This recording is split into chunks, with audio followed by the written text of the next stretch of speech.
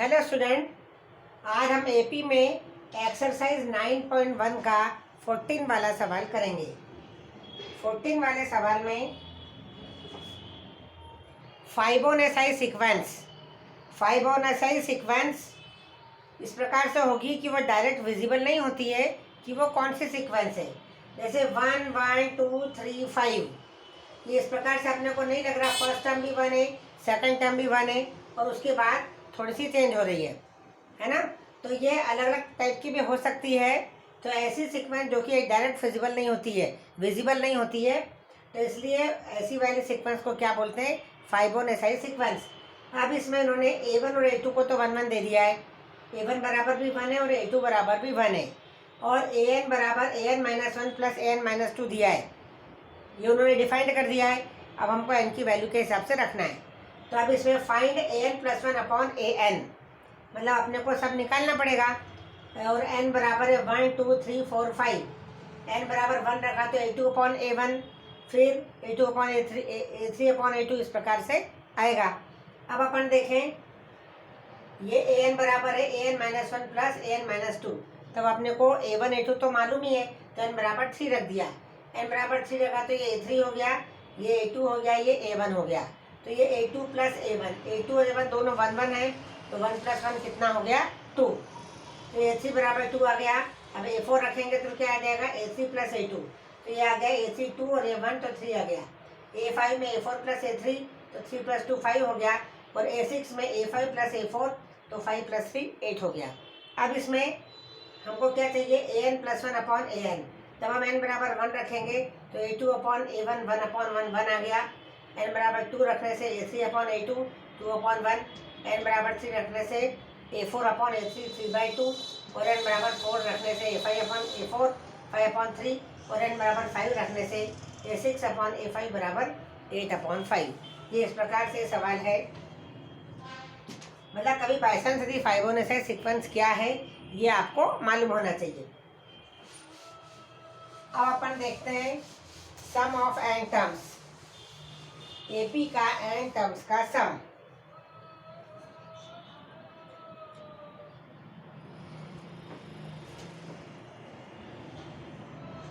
वैसे 10th में आपने पढ़ा है एपी के n टाइम्स का सम। ये होगा Sn बराबर n/2 into 2a plus n-1 into d।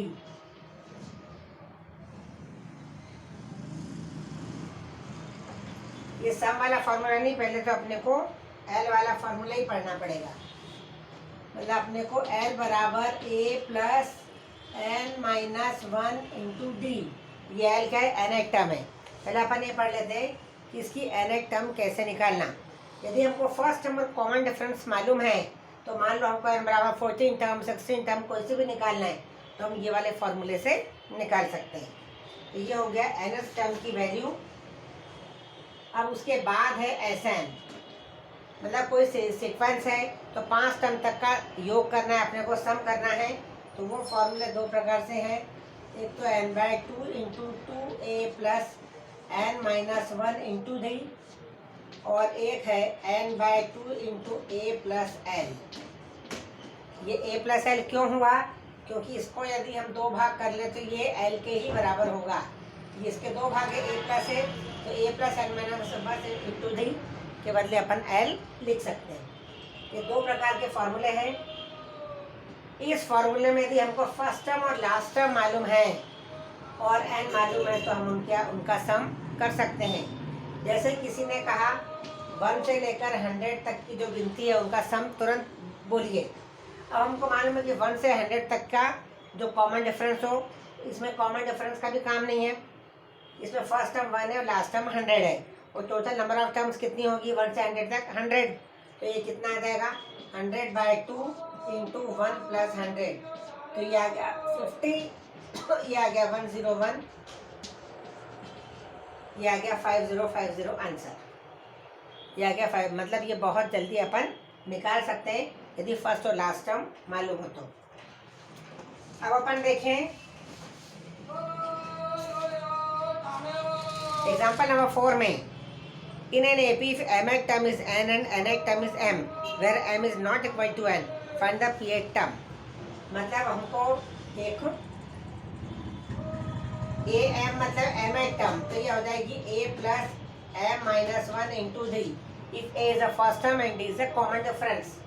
और ये जो ए एन है ये किसके बराबर है? एन के बराबर है। और ये जो एन एच टर्म है वो किसके बराबर है? एम के बराबर। Find P H term. P H term तभी पता चलेगी अपने को जबकि ए और डी मालूम हो। तो इसके लिए अपन निकाल लें, माइनस कर ले तो क्या आ जाएगा ये और ये m माइनस एन बचेगा, ये माइनस वन ये प्लस वन हो जाएगा जो कैंसिल हो जाएगा, तो m minus one into D और ये आ जाएगा n माइनस एम। अब यहाँ से माइनस एन कॉमन ले लें तो ये आ गया m माइनस वन और ये भी आ गया m minus one into D, तो ये d बराबर कितना आ गया? Minus one. d की वैल्यू क्या आ गई है? Minus one. यहाँ रखें तो क्या आ जाएगा? a plus m minus one into minus one बराबर n, तो a minus M plus one बराबर n, तो a बराबर ये m को इधर ले जाएं m plus n minus one. a बराबर क्या आ गया? a बराबर है m plus n minus one, ये a की वैल्यू आ गई है और d बराबर क्या है? Minus one. अब अपने को क्या करना है? ये टर्म निकालना है, तो ए पी बराबर कितना हो जाएगा? A plus P minus one into D, A की जगह अपन रख दें M plus N minus one और ये आ जाएगा P minus one into minus one, तो ये कितना आ गया? M plus N minus one और ये आ जाएगा minus P plus into minus P plus one. ठीक है, तो ये इसकी वैल्यू आ गई है।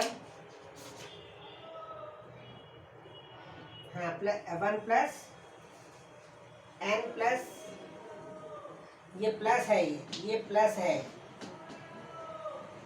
ये प्लस, तो ये हो गया M plus N minus one plus one cancel हो गया, ये आ गया M plus N minus P, ये आ गई पी एच टर्म की वैल्यू। ठीक है, अब अपन अगला एग्जांपल देखें।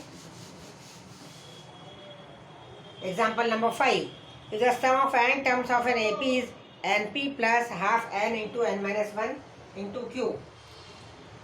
Sn बराबर दिया है इसमें np प्लस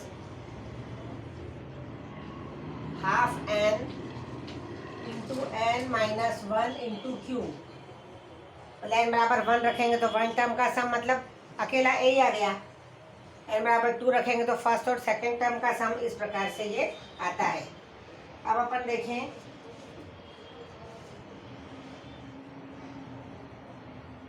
अब अपन इसमें S1 निकालें। S1 मतलब होता है ओनली फर्स्ट टर्म, क्योंकि एक टर्म का सम मतलब अकेली टर्म वही रहेगी। तो अब इसमें ये आ जाएगा n बराबर वन में p प्लस ये half one into one minus one, ये ज़ीरो ही हो गया ये, तो ये कितना हो गया? ज़ीरो। तो ये बराबर कितना आ गया? P। S1 बराबर क्या आ गया है? P। अब S2 अपन निकाल लें। S2 बराबर n बराबर टू रखो तो 2p plus half two into two minus one into Q, जो से जो कैंसिल हो गया, 2p प्लस टू क्यू, ये 2p प्लस क्यू, ये आ गया 2p प्लस क्यू, ये S1 आ गया और ये S2 आ गया। अब वास्तव में S2 क्या होता है? S2 क्या है? S2 होता है A1 प्लस A2 और S1 क्या होता है? Only A1। मतलब ये एक टर्म का सम S1 है और दो टर्म का सम S2 है।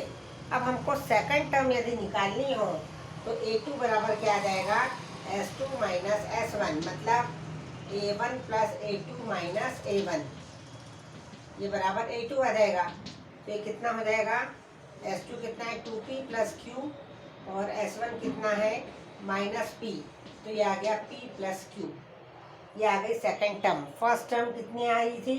p और सेकंड टर्म आ गई p प्लस क्यू।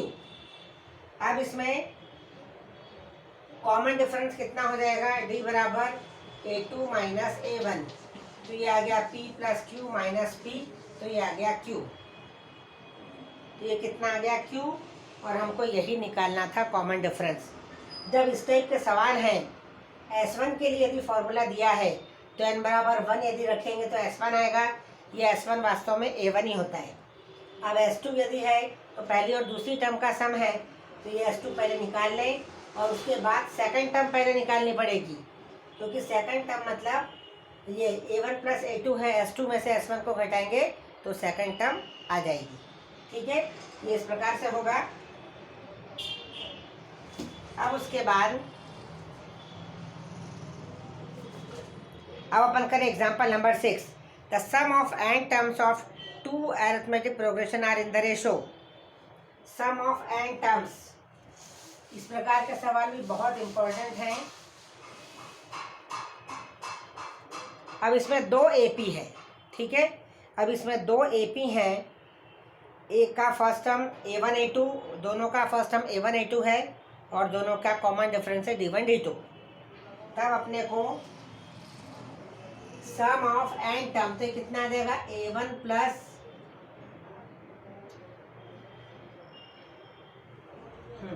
इसका अपन सम का निकालें ना, तो ये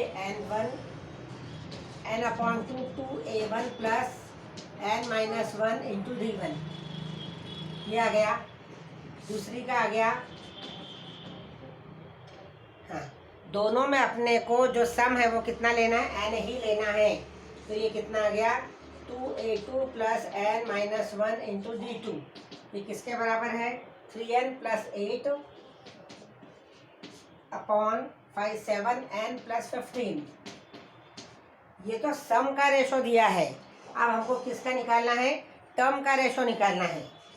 ये find the ratio of their 12th term, उनकी टर्म का रेशो अब अपने को निकालना है। 12th टर्म मतलब कितना होगा, A1 plus 11 D1 upon A2 plus 11 D2, इसकी वैल्यू हमको निकालना है। ठीक है, 12th टर्म मतलब इस पर से अपने को ये वाली वैल्यू चाहिए। आप यहाँ पर देख रहे हैं ये कितना हो जाएगा, 2 से मल्टीप्लाई किया तो ये 2 से 2 कैंसिल हो गया और ये आ गया, ये n/2 से n/2 कैंसिल हो गया, तो ये आ गया 2A1 plus n-1 into D1 upon 2A2 plus n-1 into D2। ये है 3n plus 8 upon 7n plus 15, ये हो गया। अब हमको इसमें ये 2 नहीं चाहिए। यदि हमको ये 2 नहीं चाहिए तो 2 से डिवाइड कर दीजिए, मतलब इसको भी अपन अपॉन 2 और इसको भी अपॉन 2 कर दें तो कुछ फ़र्क तो पड़ेगा नहीं। तो ये हो जाएगा A1 plus n-1 upon 2 D1 upon A2 plus n-1 upon 2 D2। ये वही का वही रहेगा। अब इस चीज़ को हमको ये बनाना है A1 प्लस 11 D1, तो क्या हो जाएगा, इसकी जगह हमको 11 चाहिए, मतलब n बराबर यदि अपन n-1 if we put n-1 upon 2 बराबर 11, इसका मतलब कितना हुआ, n-1 बराबर 22 तो n बराबर 23। इफ वी पुट n बराबर 23, यदि n बराबर 23 रखें तो ये चीज़ बन जाएगी। तो put n is equal to 23, तो ये हो जाएगा A1 प्लस 22 अपॉन 11 D1 हो जाएगा, ये A2 प्लस 11 D2 हो जाएगा। और अब n बराबर 23 रखें तो कितना आ जाएगा, ये 69 प्लस 8, और ये कितना हो रहा है टोटल 7 इंटू 23 प्लस 15, तो ये कितना आ गया टोटल 7 अपॉन 16 आ जाएगा बाई सॉल्विंग 7 अपॉन 16। तो इन सवालों को पूरा ऐसा कि ऐसे ही करना है। सबसे पहले इसको ले लिया, सम का रेशो आ गया। अब उसके बाद n/2 कैंसिल हो गया, फिर एक 2A1 प्लस आ गया, लेकिन अब हमको n-1 अपॉन 2 चाहिए। हमको ये 2 को हटाना है, तो 2 से डिवाइड करा ऊपर और नीचे, अपॉन 2 बाई डिवाइडिंग 2, तो इस प्रकार से हो गया। अब हमको चाहिए इसकी वैल्यू, तो n-1/2 बराबर 11 रख दीजिए, मतलब n बराबर 23 रख दीजिए। तो n बराबर जब 23 रखेंगे तो यह आ जाएगा 7/16। इस प्रकार से अब अपने को ये सवाल करना है। एग्जाम्पल, चलो अब अपन इसमें फिर अब आगे करेंगे।